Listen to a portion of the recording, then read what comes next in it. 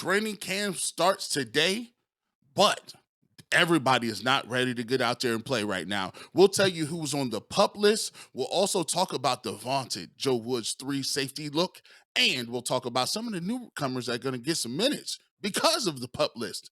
We'll come back and do that all on the next Locked On Browns podcast. You are Locked On Browns, your daily Cleveland Browns podcast. Part of the Locked On Podcast Network. Your team every day.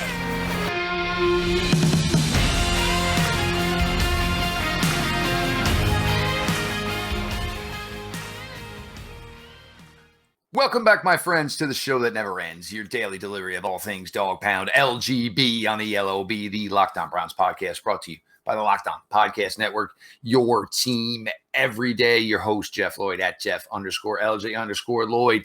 Your host from the Ultimate Cleveland Sports Show, the Barbershop 92.3, the Fan, Mr. Garrett Bush. If you all haven't been checking out the Ultimate Cleveland Sports Show, 11 to 1 Monday through Friday, closing in on 11,000 subscribers. Let's get that number over there for the boys. Make sure you're following at GBush91. Appreciate everybody who makes Locked On Browns their first listen day in, day out. Whether it is your favorite podcast platform, of course, now on YouTube, well over 2,300 subscribers to this point. Growth there has been fantastic. We appreciate it as we take this new avenue here of Locked On Browns into the future. And as we told you, it's been a fun ride this far with Garrett and I. But it wasn't a down of football to talk about. It wasn't a practice to talk about. You know, the old Allen Iverson, we talking practice. Well, we got practice to talk about starting today on the Locked On Browns podcast. 2022 Cleveland Browns training camp is open. The journey of 1,000 miles begins with one step here today in Berea. We got regular Kevin Stefanski at 1:15. We got players before practice at 2 o'clock every day. It feels so good to be back into the realm of things here with your Cleveland Browns. Some housekeeping. There have been some talk about this, and obviously with Jack Conklin coming back from the injury during the season, all the rehab. It doesn't matter if Jack Conklin is ready to go on July 27th. It matters if Jack Conklin is ready to go on September 11th. I wouldn't be surprised if you see Jack Conklin kind of get a JC Treader treatment over the summer here, where, as much rest as he's needed. Jack is a veteran. I think it's year 6 or year 7 NFL now. He knows what he's got to do to be ready to go for Carolina week 1. So Jack Conklin will not be participating in anything yet today on the physically inactive perform list. Denzel Ward, if anybody remembers, the last OTA practice, foot, ankle, whatever it may be. Denzel Ward also unavailable to start the beginning of camp. Anthony Walker, Sheldon Day, both a little bit dinged at this point. Javon Mims, we'll see there. This is a guy I talked about. He could maybe make a little noise, but a problem like that is when you are a late roster spot guy. The old adage of you ain't making the club from the tub, so to speak. So we'll see how it works out for Javon Mims. First thought here is, and as I mentioned with Jack Conklin, this is just making sure Jack can get on his pace ready for September 11th. We're going to get to, what this can do for the rest of the Browns offensive line here. James Hudson will do that in segment 2. But, with Jack Conklin, and we've talked about this, Garrett, this is a big thing with Conklin, is can he get back to being the player who was on the level of a Joe Bitonio, of a Wyatt Teller, which made, we know the Browns offensive line the last few years has been outstanding. It's been excellent. But when you get 3 guys who basically can play at an all-pro level, that's just absolutely, it's ridiculous. It's nuts. It's bananas to have players of that ilk. Denzel Ward, we are now going into year 5 for Denzel Ward, has the big contract extension in hand. I know there's some that get upset, Denzel misses time. But again, he's your number 1 cornerback. He is for a reason.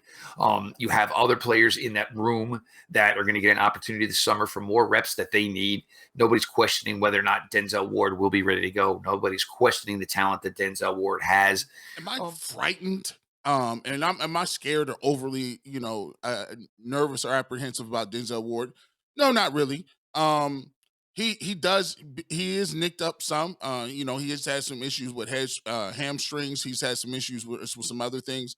The thing that really I kind of it is slightly alarming anytime this happens. I don't like foot injuries, right? Here in the Midwest and here in Cleveland, we dealt with foot injuries. Zadrunas Ilgauskas, one of the best big men out he just came out and had all these foot injuries. When you're talking about feet and ankles, I don't like that because people hear the Liz Frank injury, where you got the metatarsals and you got cracks and they got put screws in it and all that good stuff. Not saying that that's what it is with Denzel Ward, but anytime you use your feet and your ankles, defensive backs, that's their whole game. That's their life. If they can't pivot and run, turn and run, they're always stopping and starting. That puts a lot of stress and a lot of force and torque on your lower body and on your feet, especially if you're as fast as Denzel Ward. So, I wasn't surprised that the Browns was like, hey, let's be a little cautious with this. I think they'll wait on Jack Conklin, and I wouldn't be surprised if he didn't see a lot of time.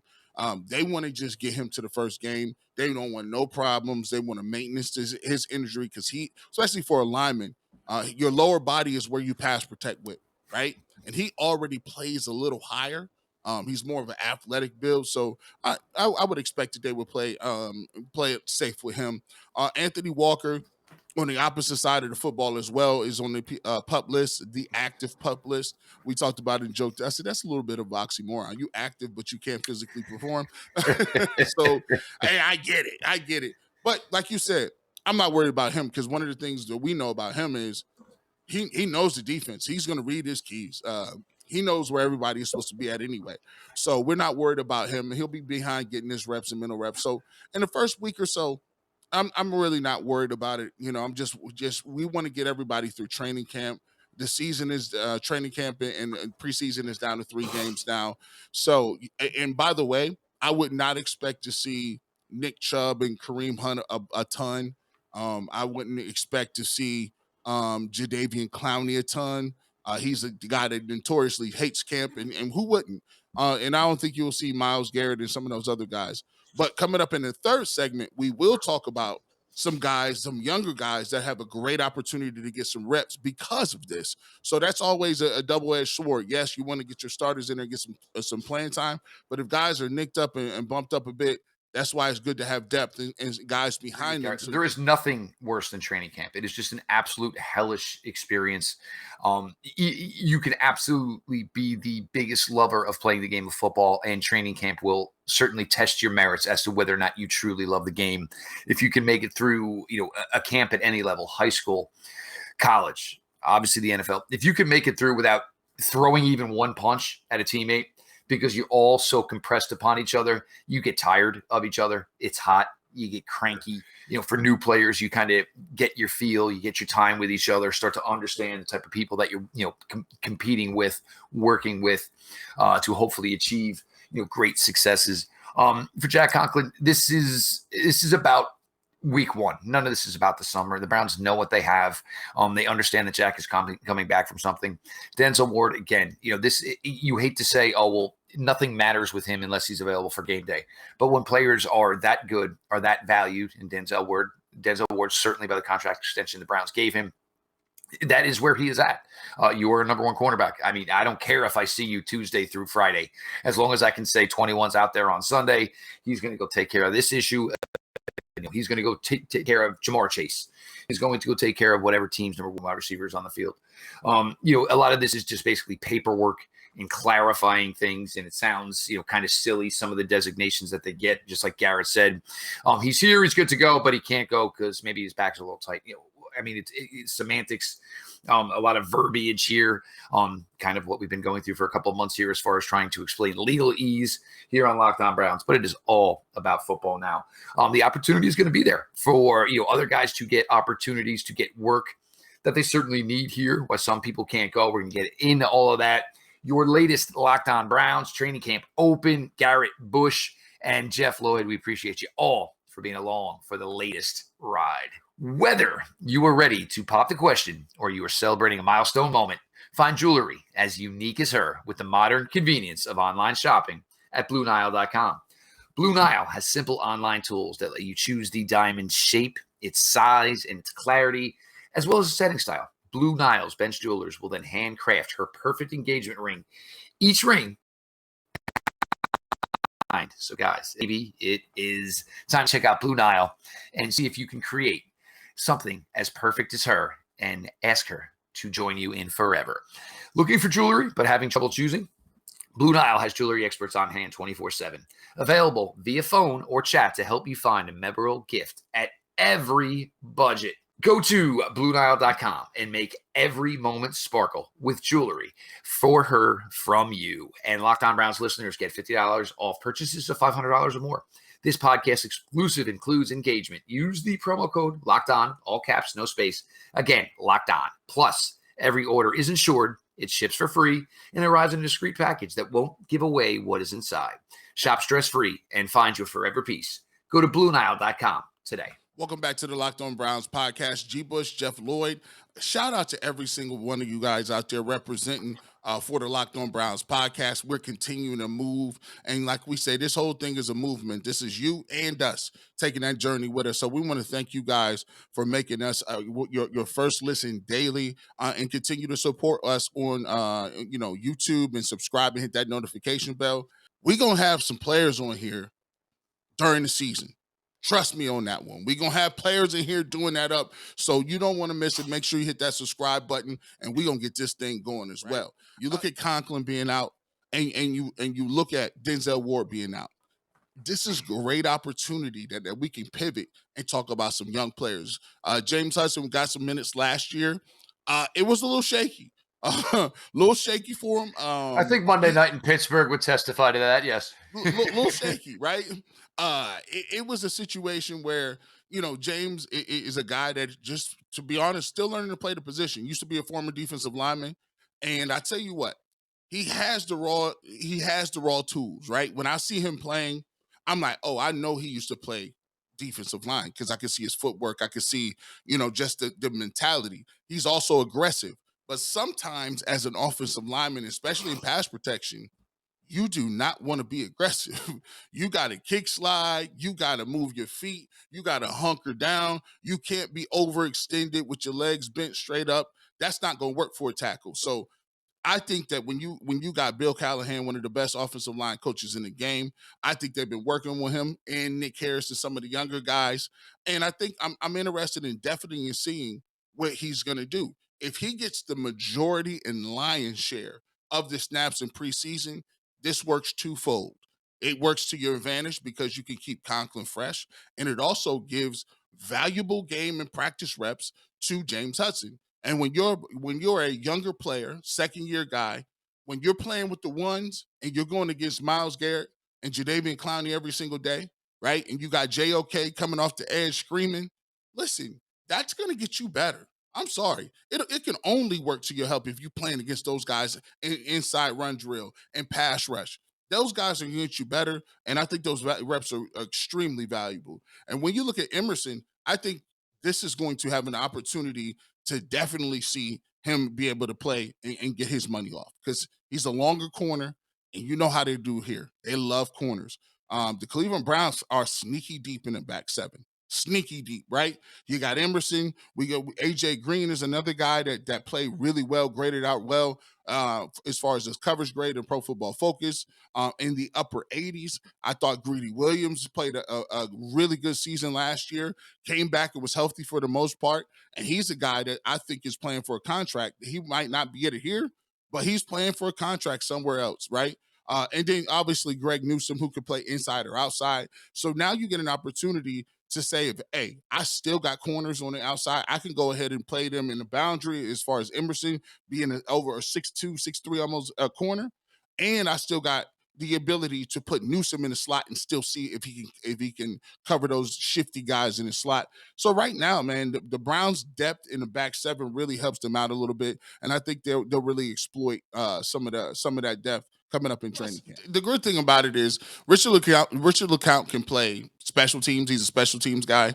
So he's going to play on all those positions, even if he doesn't start in that I would call it sub package. But I fully expected that Richard LeCount will get some playing time. Ronnie Harrison, like I said, his track record of staying healthy is not good. And he's coming off a year where he had a lot of mistakes, to be honest with you. So, I'm excited to see what they can bring back there. But I think it will prove to be one of the more stronger units of the squad. That's it, folks. 2020 training camp is here. We got daily pressers. Coach Stefanski at 1:15, players before. You go through this, and, when you talk about, certain players on this team, and it is kind of strange when you talk about certain players on the Browns now, as far as getting like the veteran days off, the veteran time. Because the Browns, you look at it, they're not necessarily would be considered an older roster, but this is also about protecting your investments. Your best players need to be available on game day. And that's number one, what it's all about. You don't care who's participating on July 27th. We all certainly care who's participating on September 11th. With Denzel Ward, we'll see how long it turns out to be. I think we're all very, very confident in where Greg Newsome was at last year. Greg Newsome's path is headed.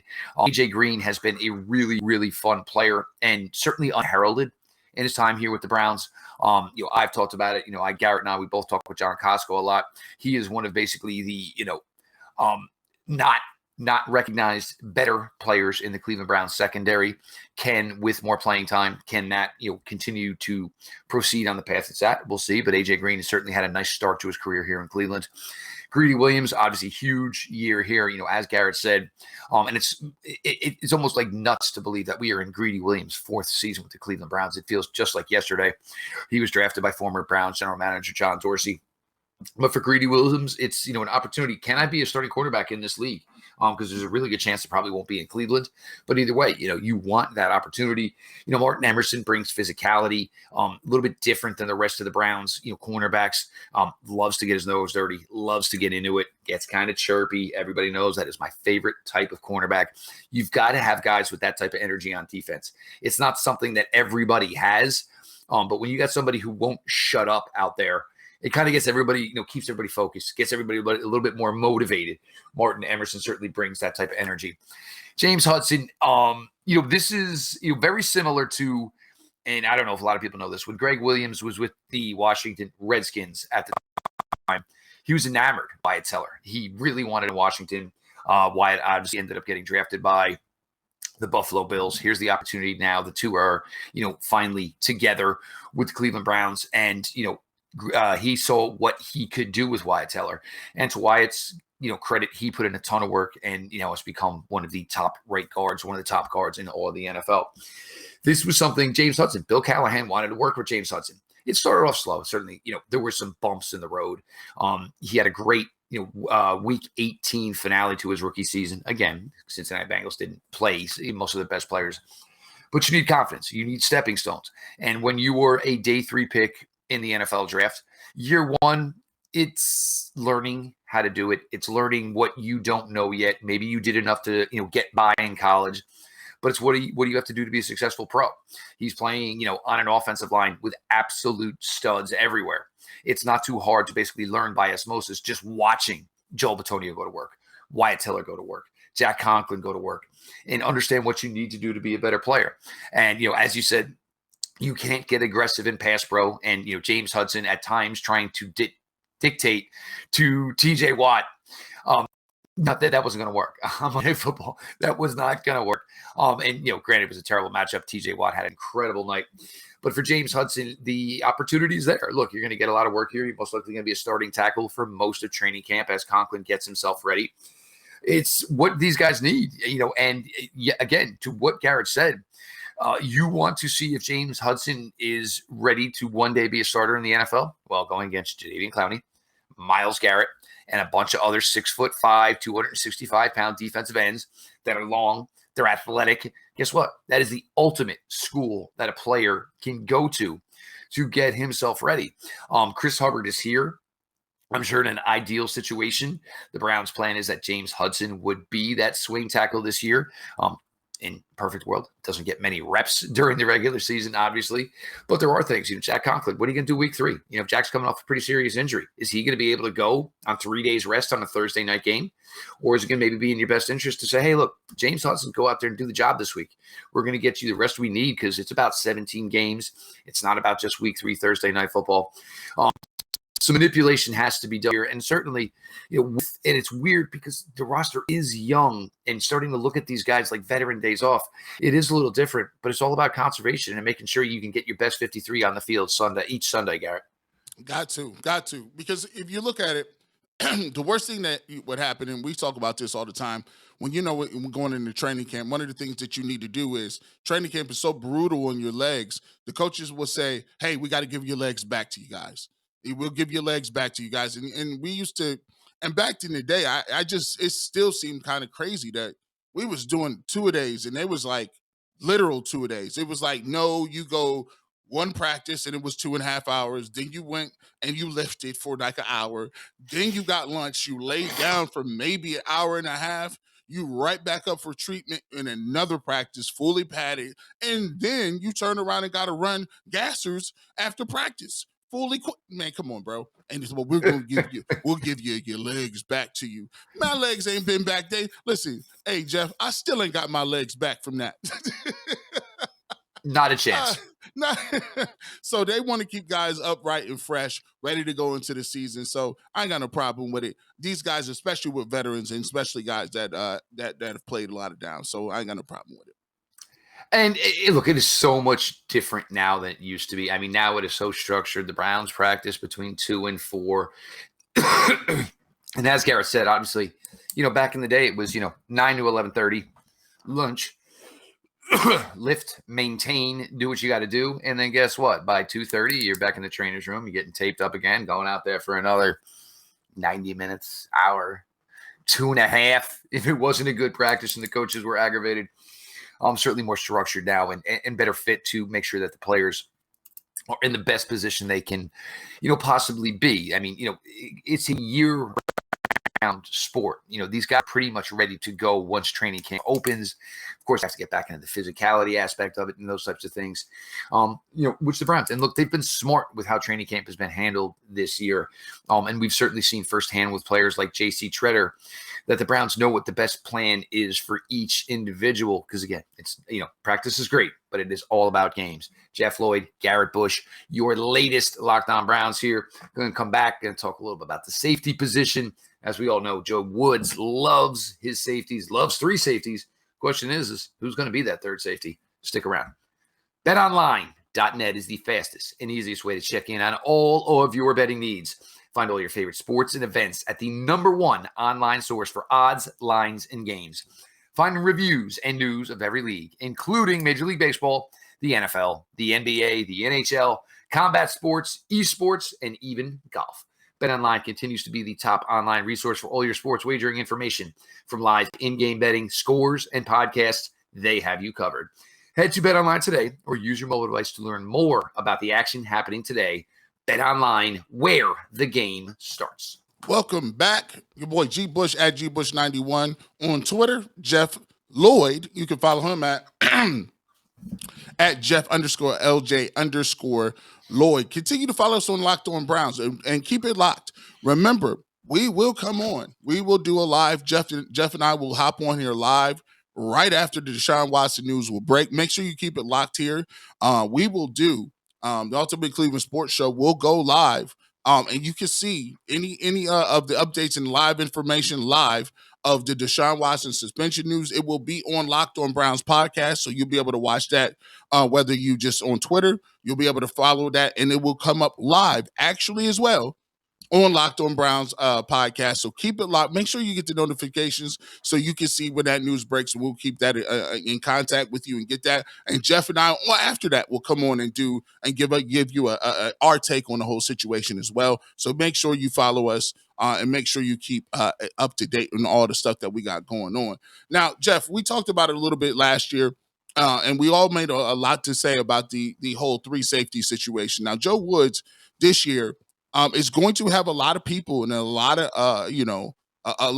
weapons at his disposal. Everybody on the defense is back, and we just talked about a little bit about how that back 7 is really deep back there. But when it comes to the 3 safety rotation, we're going to see there might be a little camp battle.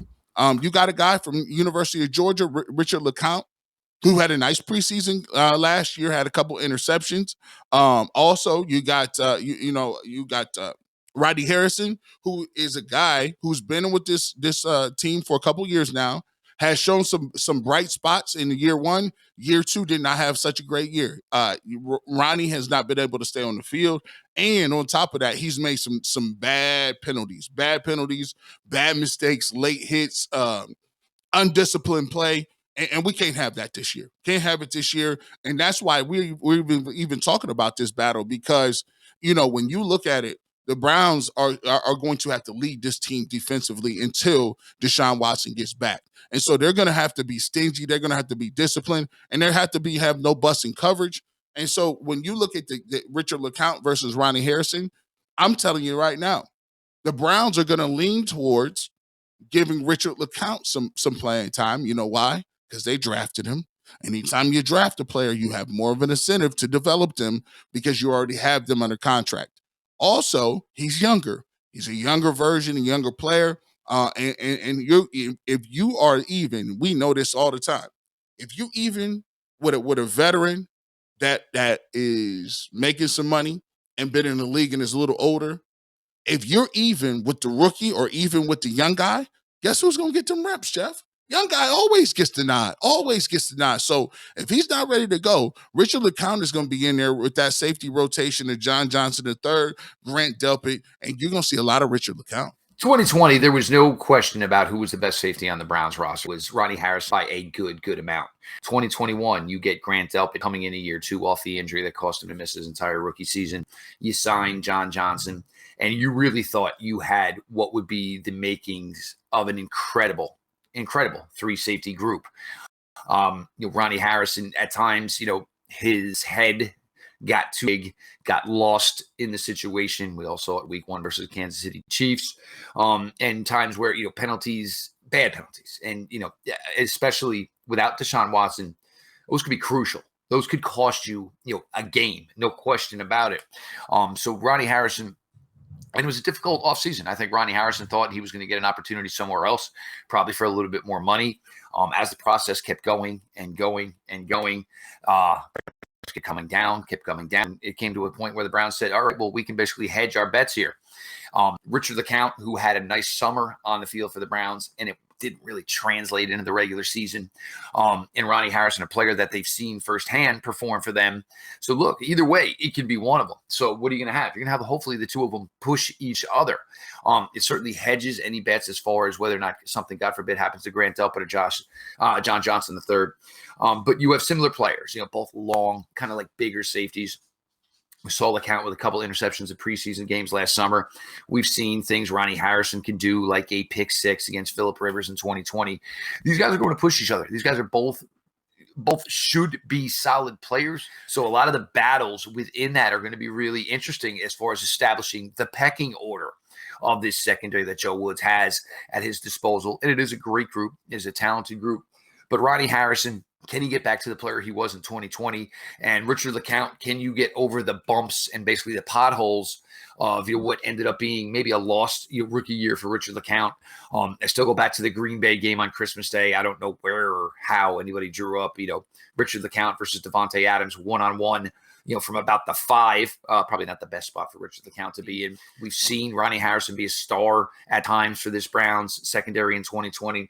LeCount, the opportunity is there to be a contributor, a playmaker of this team. I'm looking forward to it. And this is what it comes down to, Garrett. I mean, you go in with, a roster, that's closer to 90. Maybe legitimately you go in, especially if you're the Browns this year, maybe 62, 63 guys possibly that could make this team. And it's going to be these battles, and it's going to be these daily battles that for some of these guys are going to make the difference whether or not they're here September 11th or not. Beginning of the 2022 Cleveland Browns journey is here. He is Garrett Bush, part of the Ultimate Cleveland Sports Show, Monday through Friday, 11 to 1 on YouTube, closing in on 11,000 subscribers. Hit that button for the boys over there so they continue to put out great work day in, day out. Of course, the Barbershop 92.3 The Fan, Saturdays, other opportunities over the summer, filling in as some vacation time gets had by the folks over at The Fan. So make sure you're checking it all out at GBush91. Make sure you're following over there. Show itself at Locked On Browns, follow back account. DMs are always open. Me personally, personally, Jeff Lloyd at Jeff_LJ_Lloyd. We appreciate everybody who makes Locked On Browns their first listen day in, day out, whether it is on your favorite podcast platform. Make sure you're following, subscribe to the show, 5-star ratings, written reviews, and now on YouTube, over 2,300 subscribers. The response over there has been great. We appreciate everybody following along for the ride. The numbers are definitely jumping right now, which makes sense as training camp is now open. We appreciate you all for being for the ride, being along for the ride with us as we go to this new avenue. Certainly going to be a little bit different. Locked On Browns here in what will be year 6 for me in Cleveland Browns coverage here at Locked On Browns. Just appreciate you all. Again, none of this happens without people showing up to listen and showing up to watch every single day. All of this being said, get amped up, get excited, folks. Browns camp is open. This has been your daily delivery of all things Dog Pound. LGB on the LOB. Let's go Browns.